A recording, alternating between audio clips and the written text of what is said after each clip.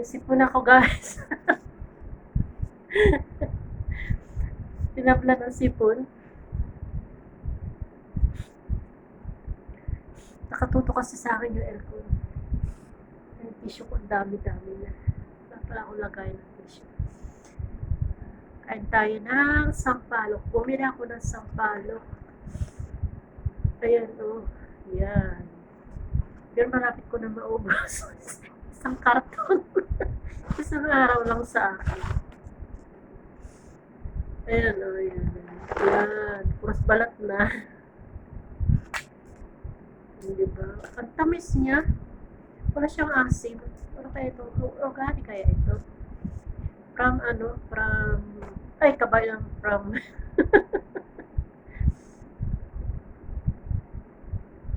from somewhere in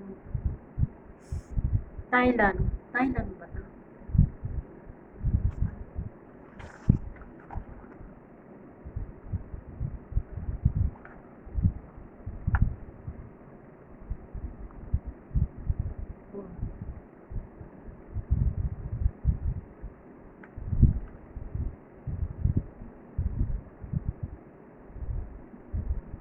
Product of Thailand. Kunti lang yung asim niya. Ang sarap. $12. Ayan, ubos ko na. Kanina pa ako nagpapapak dito. Bumili ako ng pinya na ubos ko na rin. Diba yan? Taba-taba ko na. Sige. Sige na kung sabi mag-diet na sige rin lamon. Uy, nasaan na yun?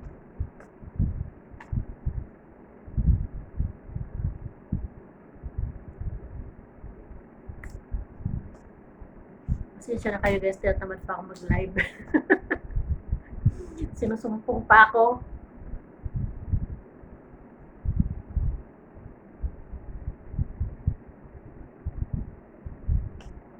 Inaabot pa ng katamaran. Upload muna.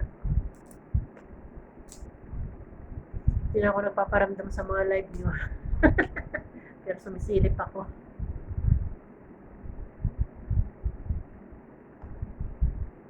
Nakamarites ako. Tahimik muna ako sa live. Masarap pala siyang asim.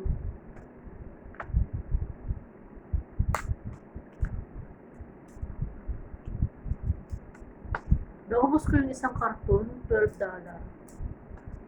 12 real. Magkano na yun? Mahal din. Magkano yung $12?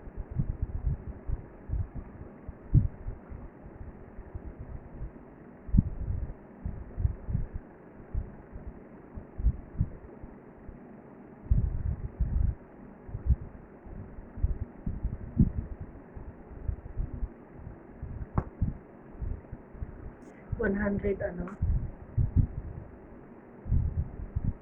150?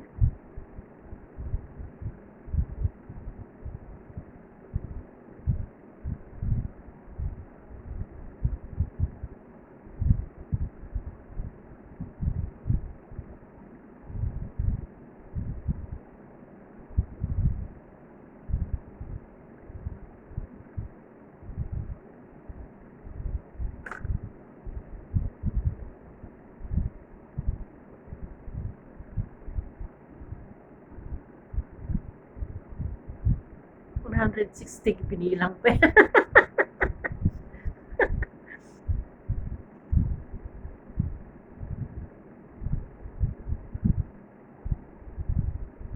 Nag-isip pa eh. Mag-alap shoutout sa inyo lahat. Ang sarap. Wala man lang siya kaasim-asim. Isang-isang ko sana sa asim.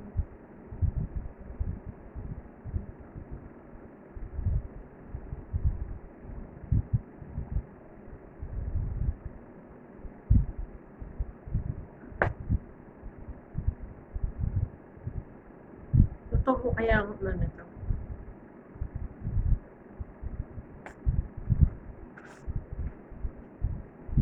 Ayan o.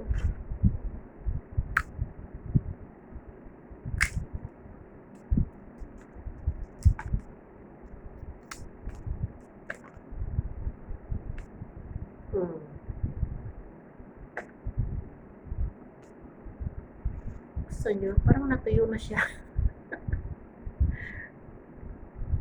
Masarap to yung masim-masim.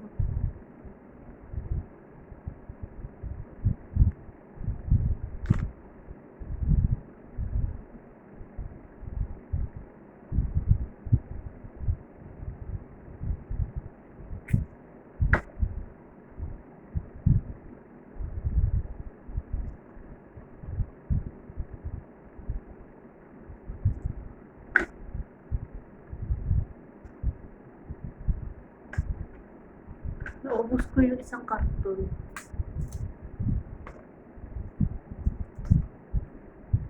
May asim din siya konti.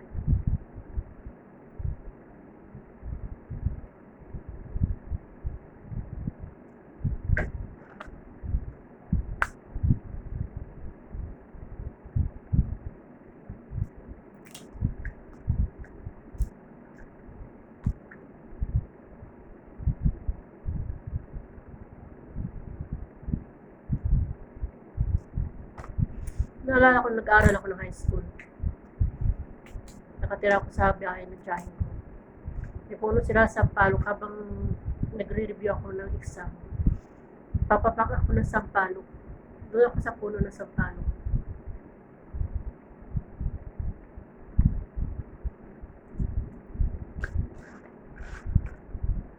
Tapos kayo nito. Dabangan ko malaglag yung Sampaloc. Sabay kain.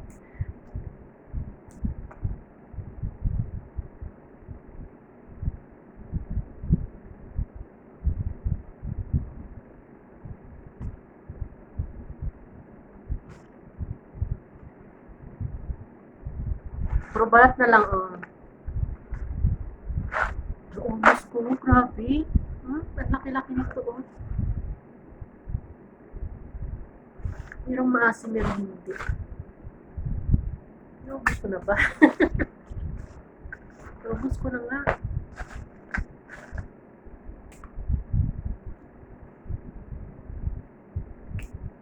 So, tagal-tagal ko na hindi nakakain ito.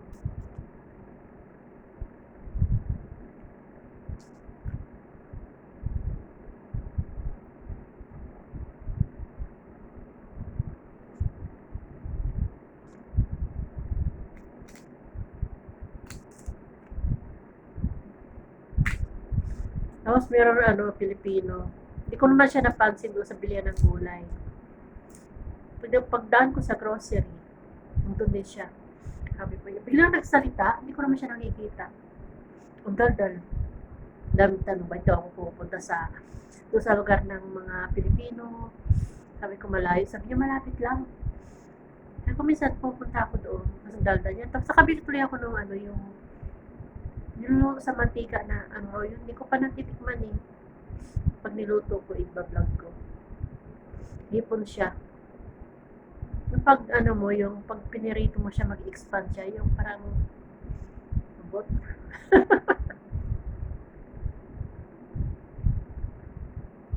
Okay.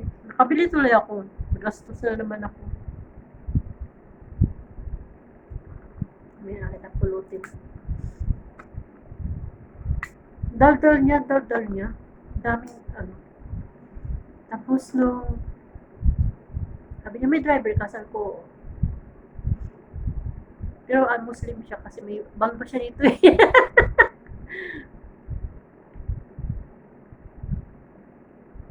Tapos, ang tawag doon, ayun, nakabili tuloy ako yung hipon na yun bukas lutuin ko. Sabi niya masarap daw. Tapos kwento siya ng kwento, daldal siya ng daldal hanggang doon sa cashier. Kasi parang nagsabay din kami, kasi shampoo lang yung binili ko, tsaka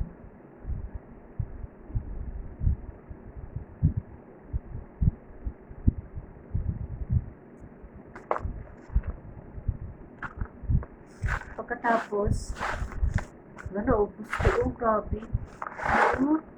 Naubos ko talaga. Tamis kasi. Puro sugat na. Tapos sabi niya, tanong niya ako ilang taon na ako dito. Sabi ko 14. At tumahimik siya.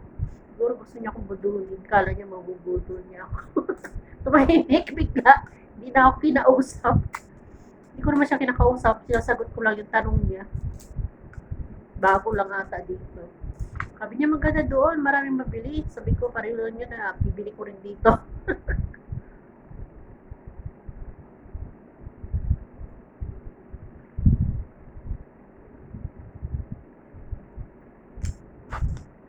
Sabi niya, makakakain ka ng pagkain Pilipino. Sabi ko naman, nagluluto ako. Hindi ka bumibili sa batas. Sabi ko, mahal-mahal doon. Dayo ka pa marunong naman ako magluto. Dami yung salong mahal.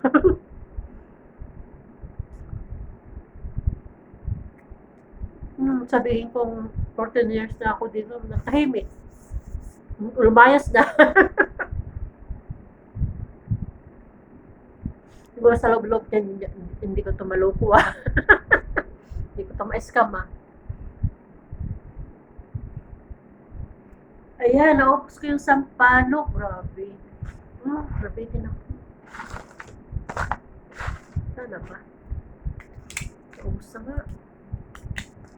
Narito ako pag mayroon akong pagkain dito sa kwarto ko. Naubos ko talaga. Kahit busog na ako. Kaya buntat na yung tiyan ko. So, ayan guys. Thank you for watching. Nagmarites lang ng sampalok. Ayan o, dami ko ng tissue.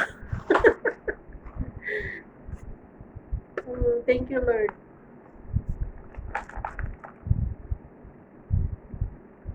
Expired date 9/25 August. Expired. So, ayan. Thank you sa pagsama sa pagkain ng sampalok sweet tamarind.